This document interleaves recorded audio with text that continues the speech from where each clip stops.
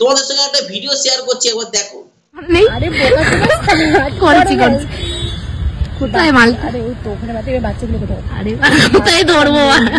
বাড়া দেখি দেখ ধর মানতে ধরবো না। ভিডিওটা দেখতে পাচ্ছ, একটা মানে বড় পাগলা চোদা, মানে কি বলবো, মানে এদেরকে দেখলে না, মানে সামনে থেকে দেখলে গুছিয়ে কেলাবে, যেখানে এরকম দেখবে না গুছিয়ে কেলাবে, মানা আগে কেলাবে, তারপর পরের কথা পরে আছে, তারপর থানা পুলিশ করবে ভাই, আগে থেকে বলে দিচ্ছি।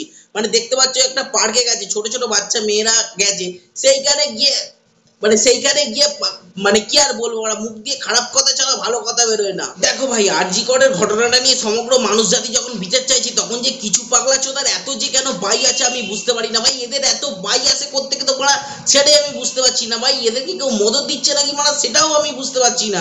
মানে জিনিসটা কি ধামাচাপা পড়ে দেওয়ার জন্য ব্যবস্থা করা হচ্ছে নাকি মানে, সেটাও বুঝতে পারছি না।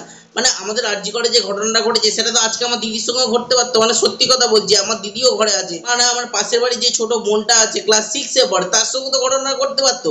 এই বিচারে যখন মানুষ চাইছে, তখন কিছু জায়গায় মানে এখনো সেই একই জিনিস চলে যাচ্ছে। কি করছিস এখানে বসে? কি করছিস? প্লাস্টিকটা জ্বালা কি করছিস এখানে বসছিস? এখানে বাচ্চা মেয়ে দাঁড়িয়ে আছে, খানকির ছেলে। কি করছিস তুই? ধর ওকে ধর, থানায় নিয়েছো। কি করছিস? থানায় নিয়েছো ওকে, থানায় নিয়েছো। কি করছিস? প্যান্ট খুলেছিস? আমরা পুরো ভিডিও করেছি।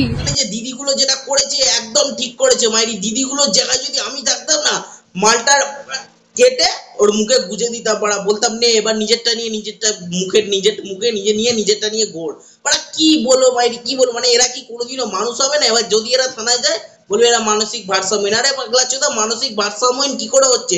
যখন সে কাজটা করছে তখন তার মনে থাকছে না যে আমি মানসিক ভারসাম্যহীন? যে কাজটা করা হয়ে গেল তখন অমনি বলে দিল যে আমি মানসিক ভারসাম্যহীন। তার পরিবার তাকে বাঁচানোর জন্য বলে দিচ্ছে ভারসাম্যহীন। আরে তার পরিবারকেও বলি, আরে তোমার তো ঘরে তো ছেলে আছে, বা তুমি তো নিজে তো মা আছো নাকি, মানে যাই হোক, এবার তোমাকে যদি দেখে অন্য কেউ করে তখন তোমার কিরম লাগবে বলো তো? সেই জিনিসটা কিন্তু এদের পরিবার ভাবে না। এরা একবারও বাইরের দিকটা চিন্তা করে দেখে না, মানে নিজে মানে করে নিলাম আর কি, মানে কি বলবো, আর মুখ দিয়ে ভাষা বেরোচ্ছে না। তো স্যালুট জানাই তোমাদের দিদি। আর তোমরা যেটা করেছো, সত্যি কথা বলতে এর পরের দিন যদি দেখতে পাও না, সত্যি কথা বলছি ধরে কেটে দেবে বাড়া, পরিষ্কার কথা কেটে দিয়ে বেঁচে থাকার এদের কোনো অধিকার নেই বাড়া। পুরো ভিডিও করেছি পাঞ্চত। এই মেয়েগুলোকে দেখে তুই এরকম করছিস? নাড়াচ্ছিস? ধর না পাঞ্চত, ধর ভিডিওটা দেখাবো। ধর বাচ্চা মেয়েদেরকে দেখে তোদের মতন ছেলেদের জন্য বাড়া এখনই ফাইট।